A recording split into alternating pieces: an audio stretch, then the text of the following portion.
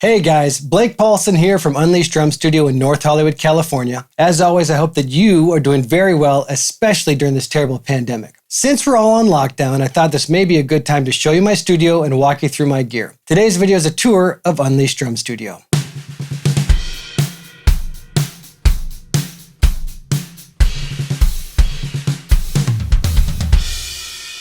Okay, let's start the tour right here at the centerpiece of my studio with my recording drum set. My main drum set is a Black Club Mahogany kit, handmade in Austin, Texas by A&F Drum Co., and I absolutely love this kit. I endorse A&F. They are the best sounding drums I have ever played outside of finding a magical vintage kit. Fantastic quality and tone that is second to none. So the dimensions of the bass drum, 12 inches deep by 26 inches diameter, and that is 8 lugs. I have a rack tom that's 9 by 13 with 6 lugs, and I have a floor tom which is 14 by 16 with 6 lugs also. The snare drum is my go-to by A&F. It's a raw brass 5 by 14 inch, and that has 8 lugs. If you'll notice that my lug count is lower than standard kits, you're right. I actually have a whole video about why that is, which you can check out. I will link it below. The cymbals I have on this kit are the ones that I have been recording with the most. They're all made by Sabian, who I endorse. They're all hand-picked at the local Los Angeles office that Sabian has. And I went over there and spent quite a few hours testing so many different rides, crashes, hi-hats, and effect cymbals. I basically left over the course, I think, of 2 different sessions, with a couple of armfuls of some of the best cymbals I've ever heard in my life. So up here first we have the King Ride, which is 24 inches. You'll notice that all my cymbals are models that are going to be considered dark or considered jazz models. That's just because after many years of playing, I have kind of become adverse to bright cymbals that really cut. My rule of thumb with cymbals is that if the cymbal is not pleasing to your ear in the room, just naturally as a listener to music, then why would I want to play it? It needs to be smooth, it needs to be mellow, it needs to be pleasing to listen to. And so all my cymbals, again, are going to be from the jazz line of Sabian or the darker lines. So for the crashes, I have 2 crashes up right now, and they're both going to be the HH Thin Crash, and they're both 20-inch crashes. You'll notice that they're the exact same model, but they sound quite different. 2 nice contrasting crash sounds. I just love these, though. I use these on so many recordings. Over here I have a rivet cymbal. This is the 20-inch Apollo AA Crash. Again, nice and dark, and has a beautiful acid wash. I thought every cymbal turns out different. And then what I had done was I took it down to Pro Drum Shop after I picked up this cymbal, had those guys put 3 rivets in it. So this is my go-to kind of effects sizzle rivet cymbal to add vibe and ambiance to various songs. And then for hi-hat up right now, I have a 15-inch Fat Hat Crescent model, and this is just a fantastic kind of workhorse hi-hat. It's soft, but also still has kind of a good bite to it. And again, I have it up because it's so versatile. As far as hardware and pedals go, I use DW, and I've used them pretty much religiously since the 1990s. I have 5000 series pedals. For snare stand, I use 9000 series cymbals. I use a combination of either 9000 series cymbal stand or 6000 series cymbal stands. And I also mount my rack tom on a 6000 series snare stand. And actually I have a video all about why I do that, which you can check out below. Next, let's talk about my recording setup, and let's start with the microphones. I have 3 mics on the kick, and I have 3 mics on the snare. And as you can see, I have a dynamic mic inside the kick. I have a large diaphragm condenser outside of the kick to capture the big picture. And I have kind of an auxiliary SN57 on the kick as well, also dynamic, which just captures a lot of punch. So it's nice to have those 3 options that I provide for my clients when mixing. On the snare drum, I have 57 and a 451. So again, you have the balance of, these are both on the snare top, by the way. You have the balance of the dynamic and the condenser, 2 very different sounds, which allows you in mixing to really use one or the other or blend them to get a lot more options for mixing. I also have a side microphone on my snare. It actually adds a nice and interesting flavor. Again, you can blend it in with the other mics. It's definitely adding a contrast, or you can use it by itself. Although I don't think I haven't enjoyed it enough to use it by itself yet, but blending it in, it does actually add a nice flavor. If you notice, I do not use a snare bottom mic. I used to use them for many, many years, and I just came to realize that most of the time a snare bottom mic just doesn't sound very good, and you end up keeping it so low in the mix that there's no point even bothering with it. So just use the snare tops, and now currently a snare side mic. On the toms, I have the classic 421, sounds fantastic. On hi-hat and ride, I have some Audix F15s, small diaphragm condensers, and what captures the big picture, the whole kit, right above me are my overheads, which are my Neumann KM 184s.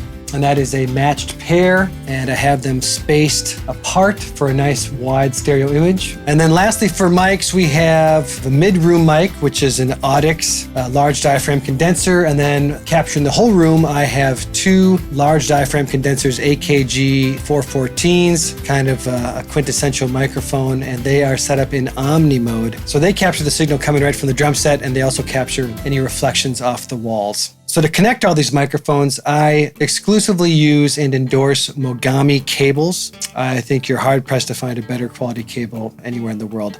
A few years back, when I did an endorsement with Mogami, I switched all of my old cables to Mogami and did kind of a before and after recording comparison, and it was a huge difference in quality. And I have them wrapping around the front of the drum kit and coming over to a rack for weights in the gym.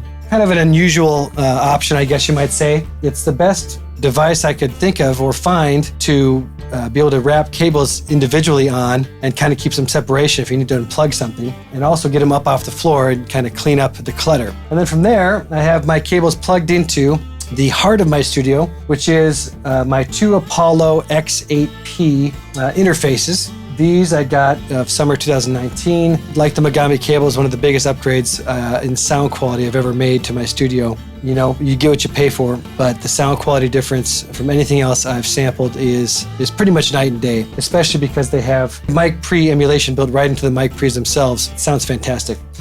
So I'm going into the Apollo X8Ps, that's 16 inputs, and then from there I go into Pro Tools. In Pro Tools, I have kind of the usual suspects. I just run the full suite of Waves, and I run the full suite of FabFilter. Those are probably my favorites. So that's my general recording system, and just checking now, it actually looks like Pro Tools is still recording this session without any problems, so that's good, knock on wood. From the computer, I have a monitor system plugged in, allows me to listen and record, and of course also it has to be a high quality system so I can make mixing choices here at the studio, tone choices, tuning of the drum choices, things like that.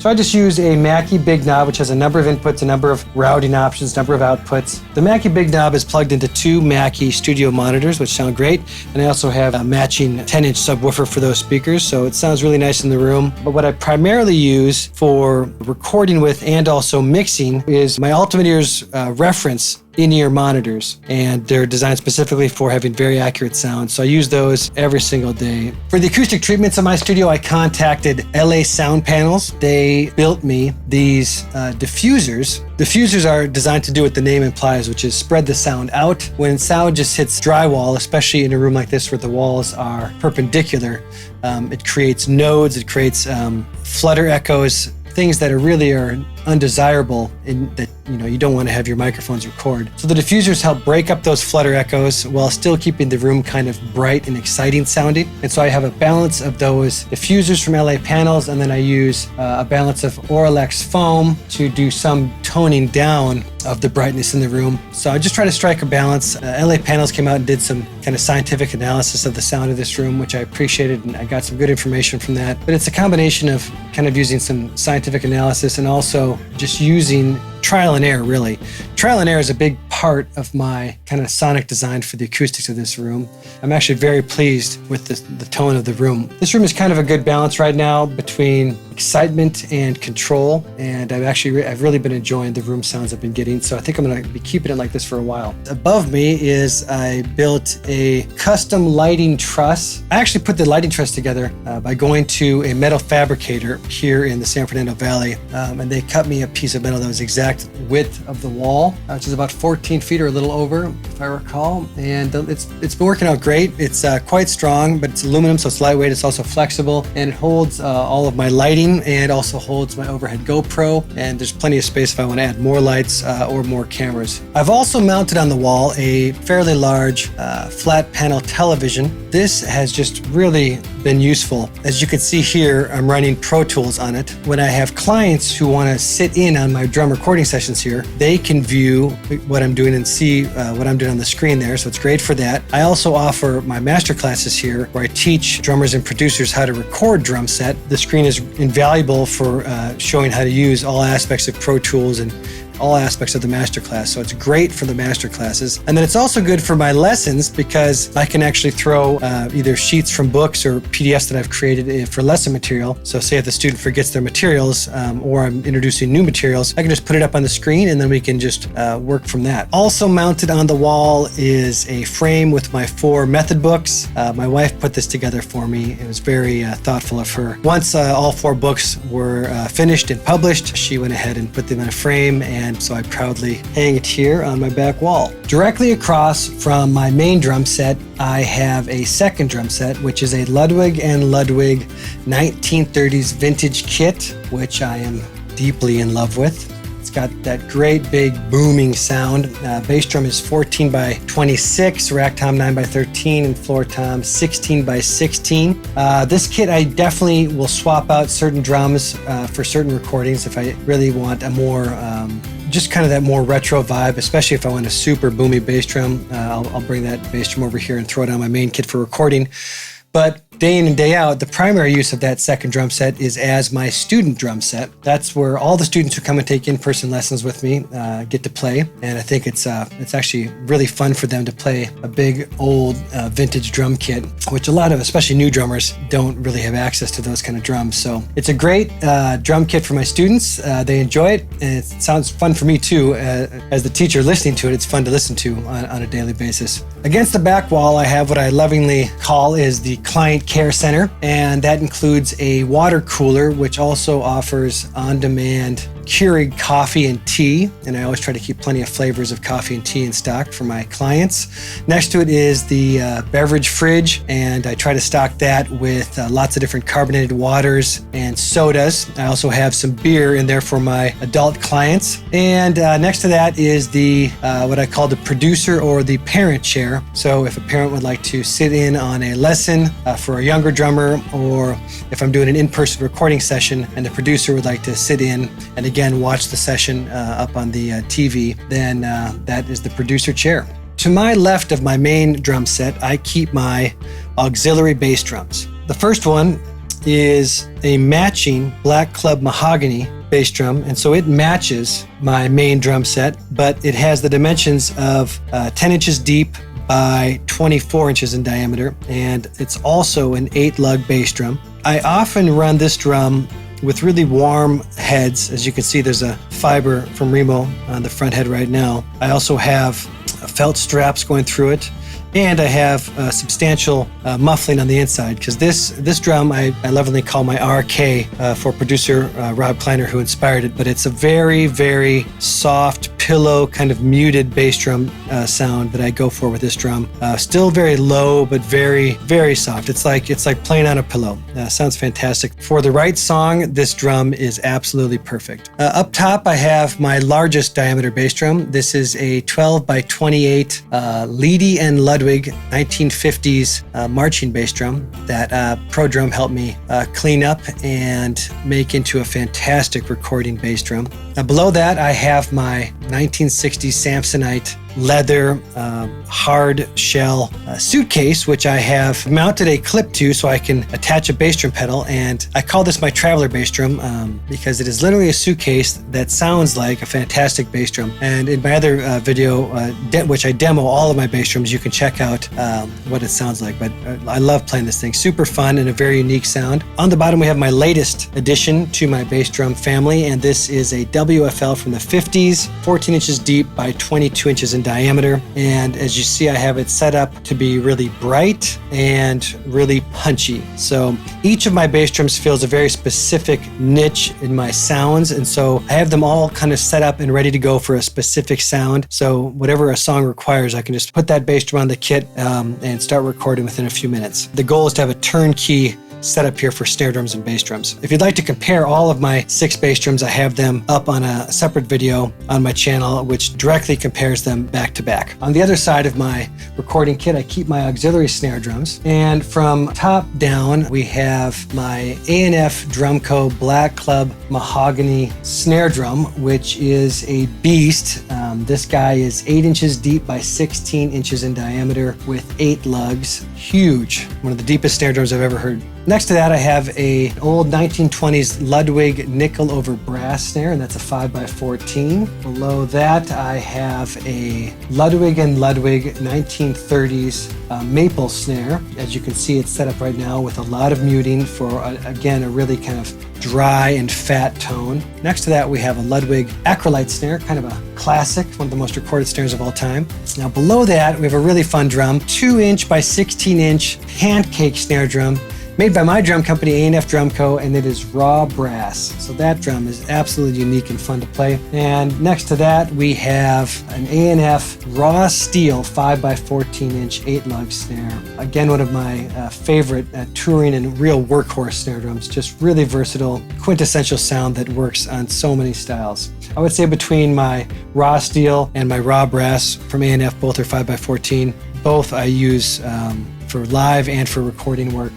Very pleasing sound that works for almost any situation. Again, if you'd like to hear and compare all of my snare drums, you can do so on my snare drum comparison video on my channels. Above my snare drums, I keep my auxiliary cymbals. Again, all Sabian, all hand-picked at the Sabian office here in Los Angeles. Again, some of the best cymbals I've ever encountered in my career. I have a large variety of effect cymbals, splashes, ozones, choppers, things of that nature, a handful more, hi-hats, crashes, and ride cymbals. All your classics, again, my cymbals are all from the jazz and darker lines like HH, HHX, the Evolution stuff. Just really dark, very mellow, very pleasing to listen to. Generally, my cymbals are going to be in the larger diameter. I love 20-inch crashes. I love 22, 24-inch rides, 15, 16-inch hi-hats. All on the larger side, again, darker tonality. And I also prefer how they play. I love the longer sustain, for example, in the larger crashes. Once this pandemic lifts, I'll probably have to go back over to the Sabian office and pick out some more, because you can never have too many wonderful choices. Next to my snare and cymbals, I have a small electronic drum setup. It consists of a Roland SPD and the corresponding stand for that. And then I also have a kick pedal and a pad trigger for the SPD. Against the back and side wall, I have 2 industrial racks, which serve as my storage for basically all my odds and ends. These hold all of my hard and soft cases for my drums, tools and hardware, nuts and bolts, just bags of various spare parts for DW hardware and pedals, A&F drum parts. Probably could build quite a few new drums and stands just from all these spare parts. So anyway, I keep all my spare parts. I try to keep everything really organized so I can find things quickly. I also have 2 bins filled specifically with just various different muffling devices for drums and cymbals. So I have lots of different muffling choices. I have all of my percussion here. Down at the bottom, I have I keep all of my snare wires, all of my snare straps. Again, trying to keep things organized, more tools. And I also keep all of my spare hardware down here. So I have a number of other DW pedals, a bunch more of 6000 series stands and ultralight 6000 stands, pedal cases, soft cases and hard cases.